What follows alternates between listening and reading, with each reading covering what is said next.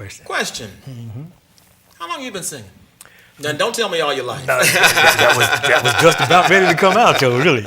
I can honestly remember learning elementary school songs and filing them away, basically. I got an opportunity to dust one of them off and put a jazz flavor to it. So elementary school was years ago. Okay. This is Just Hollywood. a few, yeah. Just a few years ago. Yes, yes. But since elementary school, I believe it's when it started. Were you surrounded by music as a kid in your home, for example? Yeah, my father and mother both played albums endlessly. Nancy Wilson and her fantastic phrasing and voicing. Sure. The Late Late Show, who was that? Oh, Dakota Statement. Sure. Yeah, I remember hearing that. Dionne Warwick. Johnny Mathis was my mother's favorite. So, I have yet to learn one of those tunes too, by the way. Oh, all things in time. Yeah, all things yeah. in time. We kicked things off with Johnny Hartman and Abby Lincoln, obviously. And by the way, ladies and gentlemen, the gentleman to my left, Mr. Logan Johnson, he selected these artists because they mean so much to him. He's mentioned a few that we're going to feature in just a moment. But talk about Hartman, and then talk about Abby Lincoln, how they touched you. As far as Johnny Hartman goes, my one and only love, with John Coltrane out front on saxophone, and Johnny Hartman coming in at the back of that, that's got to be one of the baddest tunes of all times recorded. Absolutely. I do that tune in a set, and I'm going to keep doing it until I feel like I'm giving it some kind of justice.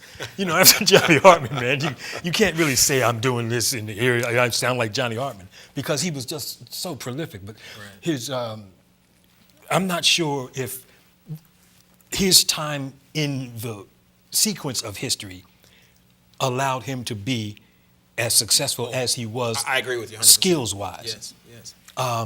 And that's a shame, too, because he had all the whole package going. He was smooth. He was just smooth. And when I first started doing this, before I ran into Mr. Deanie Clark, singing ballads was my thing. And Johnny Hartman does it better than most. Abby Lincoln I still see her as a rebel, Chad. Always on these are the rules, and she's standing outside the box on purpose, but with skills enough to stand outside the box. Some people stand outside the box on purpose, or stand outside the box just to be different from the norm. Yeah. That's just where she lives and habits. And then a few people leave the box and go stand where she is, because she's just, the way I learn music, I'll hear a song that I like, and I'll play it, and I'll play it, and I'll play it until I get the melody down. And then I'll go back in and try to pull nuances. I can't do that with Abby Lincoln. I mentioned the tune a little while ago, Up Jump Spring. Yes.